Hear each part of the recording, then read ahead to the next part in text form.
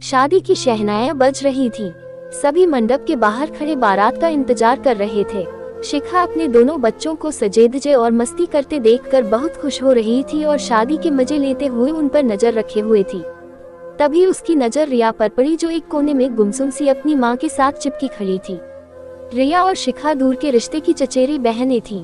दोनों बचपन से ही अक्सर शादी ब्याह जैसे पारिवारिक कार्यक्रमों में मिलती थीं। रिया को देख शिखा ने वहीं से आवाज लगाई, रिया रिया। शायद रिया अपने आप में ही खोई हुई थी, उसे शिखा की आवाज सुनाई भी न दी। शिखा स्वयं ही उसके पास पहुंची और चहक कर बोली, कैसी है रिया? रिया ने जैसे ही शिखा को देखा मुस्कुरा कर बोली, ठीक हूँ, तू कैसी है? बिल्कुल ठीक हूँ, कितने साल हुए न हम दोनों को मिले। शादी क्या हुई, बस ससुराल के ही होकर रह गए। शिखा ने कहा, आओ मैं तुम्हें अपने बच्चे से मिलवाती हूँ। रिया उन्हें देखकर बस मुस्कुरा दी।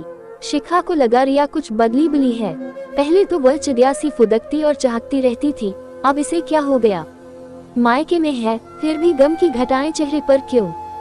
जब वह सभी रिश्तेदारों से मिली तो उसे मालूम हुआ कि रिया की उसके पति से तलाक की बात चल रही है। वह सोचने लगी, ऐसा क्या हो गया? शादी को इतने वर्ष हो गए और अब तलाक। उससे रहा न गया, इसलिए मौका ढूंढने लगी कि कब रिया अकेले में मिले और कब वह इस बारे में बात करे। शिखा ने देखा कि शादी में फेरों के समय रिया अपने कमरे में गई है तो वह भी उसके पीछे पीछे चली गई। शिखा ने कुछ औपचारिक बातें कर कहा, मेरी प्यारी बहना, बदली बली सी क्यों लगती है? कोई बात है तो मुझे बता। पहले तो रिया नानुकर करती रही, लेकिन जब शिखा ने उसे बचपन में साथ बिताए पलों की याद दिलाई तो उसकी रुलाई फूट पड़ी। उसे रोते देख शिखा ने पूछा, क्या बात है, पति से तलाक क्यों ले रही है? तुझे परेशान करता है क्या? ऐसा कुछ नहीं, वे तो बहुत नेक इंसान हैं, रिया ने जवाब दिया। तो फिर क्या बात है रिया, तलाक क्यों? शिखा ने पूछा। रिया के नैनों की शांत धारा सिसकियों में बदल गई, कमी मुझ में है, मैं ही अपने पति को वैवाहिक सुख नहीं दे पाती। मुझे पति के पास जाना भी अच्छा नहीं लगता। मुझे उनसे कोई शिकायत नहीं, लेकिन मेरा अतीत मेरा पीछा ही नहीं छोड़ता। कौन सा अतीत? आज रिया सब कुछ बता देना चाहती थी, वह राज जो बरसों से घुन की मानिंद उसे अंदर से खोखला कर रहा था। जब उसने अपनी माँ को बताया था तो उन्होंने भी उसे कितना डांटा था।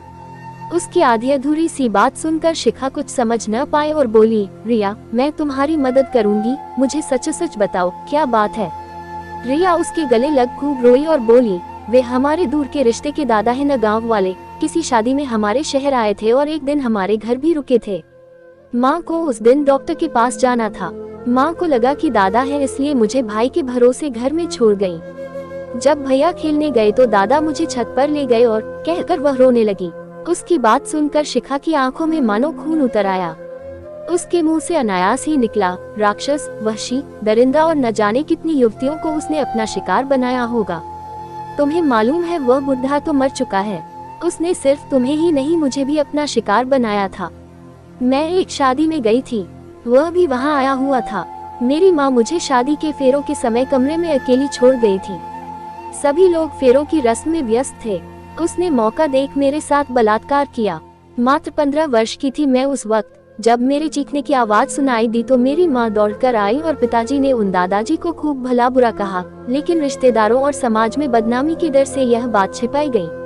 वही तो, रिया कहने लगी, मेरी माँ ने तो उल्टा मुझे ही डांटा और कहा कि यह तो बड़ा अनर्थ हो गया।